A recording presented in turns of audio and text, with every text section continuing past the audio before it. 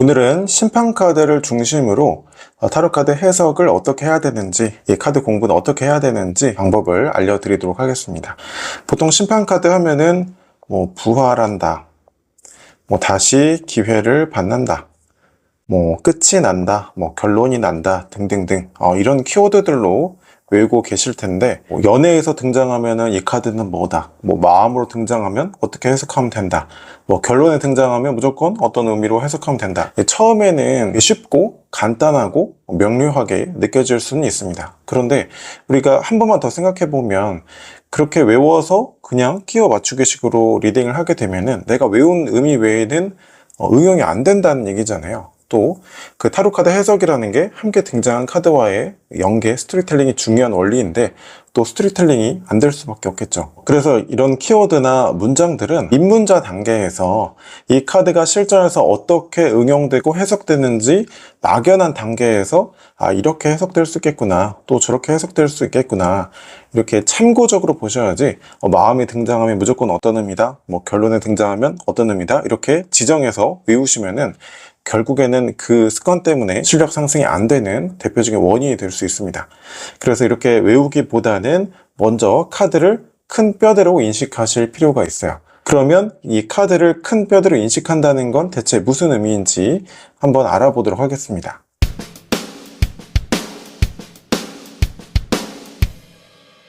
카드를 보게 되면은 천사가 나팔을 불고 있죠. 나팔은 어떤 시기나 때를 알리는 거잖아요. 그러니까 천사는 시기와 때를 알리는 역할을 하는 거예요. 그러니까 천사가 어떤 악의적인 마음을 가지고 누구한테는 벌 주고 누구한테는 상 주고 이러는 게 아니라 그냥 자신의 역할을 하고 있는 것 뿐이죠. 이거는 그냥 중립적인 상징입니다. 여기서는 보면 관에서 시체들이 일어나고 있잖아요. 근데 이 시체들의 입장에서 보면은 이 상황에서 볼 때 주도적으로 뭔가 할 수 있는 건 크게 없죠. 그냥 이런 시기나 때가 오게 되면은 그 어떤 일을 겪는 것밖에 없어요. 그게 누군가에게는 이런 의미일 수도 있고, 또 누군가에게는 저런 의미로 다가올 수도 있죠. 근데 이런 시기나 때, 일이 닥쳤을 때 단지 그것을 겪는 것 말고는 할 수 있는 게 없습니다. 즉, 이 상황에서 주도권이 없는 상황이죠. 그동안 해왔던 일, 과정에 대해서 평가를 받게 되는, 또는 결론 지어지는 그 상황이 도래하는 거거든요. 카드를 전체적으로 정리를 해보면 그동안 해왔던 일이나 과정에 대해서 평가나 결론이 내려지는 어떠한 시기나 때가 도래하는 상황이다. 이게 심판카드의 전체적인 그림인 겁니다. 연애에서도 이 뼈대적인 상황은 동일하고, 금전에서도 이 뼈대적인 상황은 절대 변하지 않죠. 이게 이 카드의 뼈대인 겁니다. 그러니까 이 카드의 뼈대적인 상황을 먼저 이해한 후에, 그게 입문자 단계에서는 연애에서는 과연 어떻게 응용될까, 금전에서는 또 어떻게 응용될까 막연하기 때문에 그런 키워드나 문장들을 그냥 스쳐 지나가듯이 가볍게 훑듯이 참고로 봐야 된다는 거야. 그런데 반대로 하고 있죠. 그럼 키워드를 그냥 외우고 연애에서 등장하면 이 카드는 무조건 어떻게 해석하면 돼, 금전에서 등장하면 무조건 어떤 의미로 해석하면 돼, 이렇게 공부를 하기 때문에 스토리텔링이 안 될 뿐더러 다양한 상황에서 응용이 어려운 겁니다. 그래서 제가 책에서도 이 큰 뼈대적인 상황에 대해서 정리를 해드린 바 있죠. 이게 이제 키워드라고 오해하시는 분들이 있더라고요. 그래서 너무 간단하다 이렇게 말씀하시는 분들이 있는데, 원래 카드가 간단합니다. 공부할 게 많지 않아요. 그런데 앞서 말씀드린 것처럼 그 뼈대가 실전에서 어떻게 응용되는지는 정말 무수히 많을 거잖아요. 그 키워드를 외우는 것으로 공부를 하기 때문에 카드 공부할 게 많다고 오해가 생기는 겁니다. 객관적인 상황으로 보면은 어떤 시기나 때가 도래한 상황인 거예요. 그런데 내담자 입장에서는 그 의미가 조금씩 다르게 받아들여질 수 있다는 거죠. 이 상황 속의 인물들의 입장에서는 제가 앞서 주도권이 없다고 말씀드렸죠. 할 수 있는 게 없어요. 그냥 이런 일들을 그냥 겪는 것밖에 없어요. 그러니까 여태까지 해왔던 일들, 또는 내가 해왔던 어떤 과정에 대해서 내가 주도적으로 선택할 여지가 없는 일이 발생했다고 느끼게 되는 거죠. 이 상황 속에서의 인물들은 이런 느낌을 받는다는 거예요.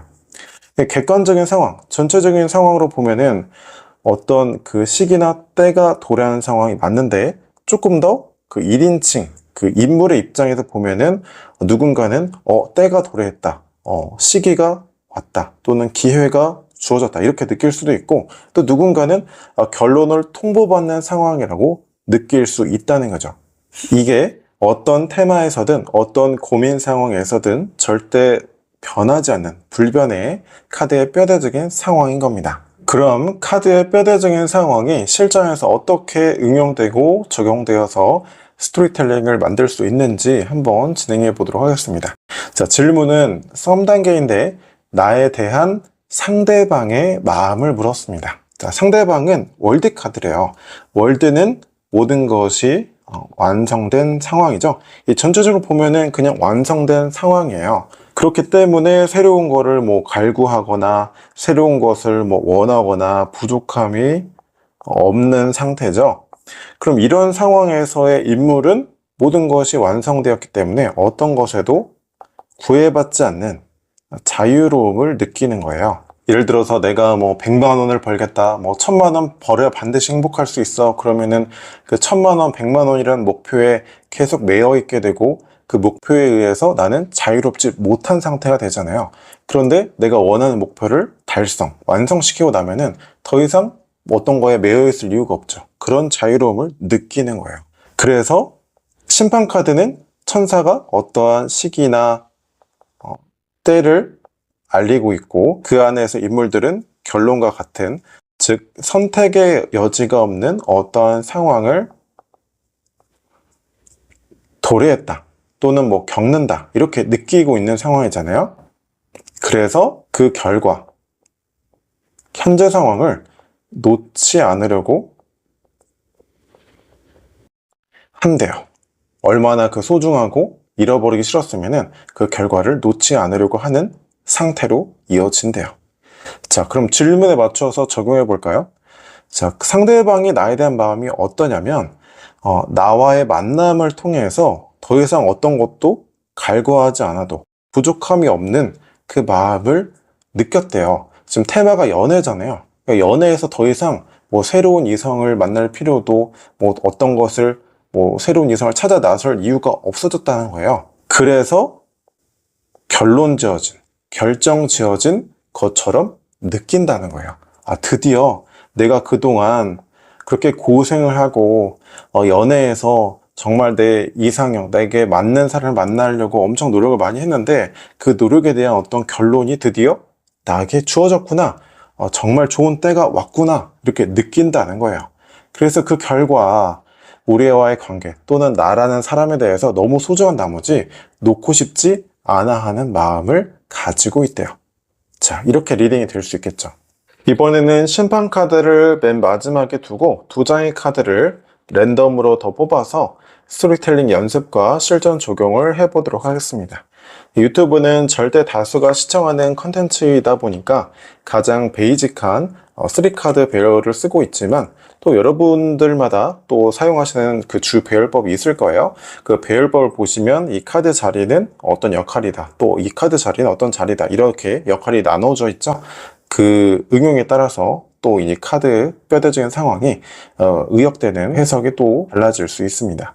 첫 번째 카드는 기사죠.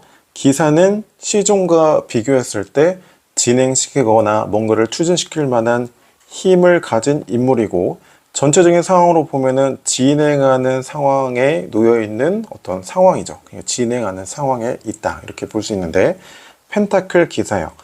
질문이 사업이라는 테마를 고려했을 때 펜타클은 여기서 사업적인 역량이나 컨텐츠나 또는 어떤 금전적인 원천이 될 수도 있겠죠. 그런데 멈추어 있어요.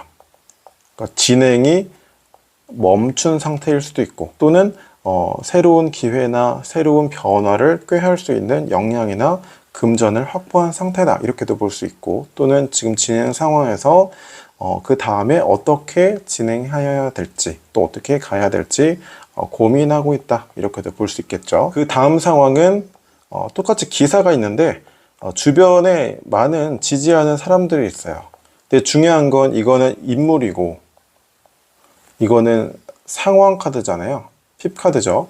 그러니까 인물 카드는 포인트가 이러한 모습, 태도를 보이고 있다는 게 포인트고, 상황은 기사도 이 상황 속에서의 어떤 그 등장인물일 뿐 어떤 상황이냐가 중요해요. 어떤 상황이냐면 주변의 사람들로부터 지지를 받거나 또는 주변에 기회가 많거나 또는 주변에 도움이 많거나 함께 갈 수 있는 사람들이 있다는 거죠. 함께 진행된다. 이렇게 볼 수 있죠. 그러면 이 카드를 연계해 보면 가장 쉽게 리딩하면 원래 진행이 멈춰 있었는데 주변의 기회나 도움들로 인해서 진행이 활발하게 다시 시작된다. 이렇게 리딩할 수도 있고, 또 이거를 조금 더 매끄럽게 중급 리딩을 해보면 어떤 원천을 가지고 있었기 때문에 콘텐츠, 그러니까 주변의 어떤 지지층이나 주변의 기회를 얻을 수 있는 그 역량을 가지고 있었기 때문에 주변의 도움을 받는 게 되죠. 즉, 나 혼자로서는 이 원천이나 자금력이 됐던 역량을 발전시키기가 좀 한계가 다다르고 있었는데, 그 원천이 있었기 때문에 또 주변의 사람들이 지지하고 도움을 주어서 발전해 나갈 수 있었다는 거예요. 그 결과 그동안의 노력과 상황에 대해서 결론을 얻게 된다. 이렇게 볼 수 있죠.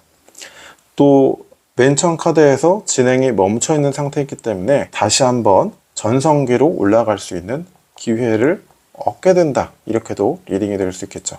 그럼 이제 질문에 맞춰서 의역을 하면 사업을 발전시킬 수 있는 컨텐츠나 원천이나 역량은 충분한데 지금 그 다음을 어떻게 하여야 될지 진행이 잠시 멈춘 상태인 것 같아요. 고민도 있으실 것 같아요. 그런데 그 역량이 충분하시기 때문에 그 결과물 때문에 주변에 지지층이 생기게 되고 주변에 또 기회나 많은 것들이 생기게 되면서 고민했었던 진행이 활발하게 다시 일어나게 됩니다. 그 결과 다시금 재기의 기회를 얻게 되실 것 같아요. 그동안의 노력에 대해서 결론을 얻게 되실 것 같아요. 이렇게 의역을 할 수 있는 거죠. 자, 이렇게 카드의 뼈대를 가지고 집짓기처럼 스토리텔링을 하고 또 이 질문에 맞춰서 구체적인 의역을 해야 되는데, 이 카드는 부활하는 카드다. 이 카드는 결론을 통보받는 거다. 이 카드는 어떤 카드다. 이렇게 외워서 리딩을 하게 되면은 앞에 두 장의 카드는 다 무시하고 이 카드만 보고 바로 그냥 내가 외운 걸 얘기하게 되고, 고민 상황 이해가 되지 않기 때문에 추가적인 어떤 해석이 나오지 않게 되고 말문이 막히게 되는 거거든요. 그런데 그냥 이 카드의 뼈대만 가지고 스토리텔링을 먼저 한 후에 그 다음에 질문이나 고민 상황을 덧입혀서 의역을 하게 되면은 어떠한 상황에서든지 또 어떤 카드 조합으로 카드가 나오든지 간에 전혀 두렵지 않고 정말 유연하게 카드 해석을 할 수 있는 겁니다. 저번 영상에서도 말씀드렸지만 타로카드 해석은 먼저 카드를 뼈대적인 해석으로 인식한다. 그리고 그 뼈대적인 상황을 바탕으로 스토리텔링을 만든다. 거기에 고민 상황과 질문을 적용해서 구체적인 의역으로 변환한다. 이 3단계를 거쳐서 리딩을 꼭 하시길 바랍니다. 처음에는 조금 번거롭게 느껴지실 수도 있습니다. 그런데 그렇게 암기한 것을 끼워서 맞추게 되는 그런 리딩 습관을 계속 가지게 되면은 오랜 시간이 지나도 그 단계를 벗어나기가 어렵게 됩니다. 이 3단계 원칙을 꼭 지켜서 연습을 하시다 보면은 한 3주 정도만 연습하셔도 이 3단계의 구간 사이의 시간이 점점 단축되게 되고 나중에는 그냥 카드를 보자마자 바로 3단계로 넘어가서 리딩이 가능해지게 됩니다. 카카오톡 채널 타로 알려주는 남자를 친구 등록하시면 가장 빨리 소식을 받아보실 수 있습니다.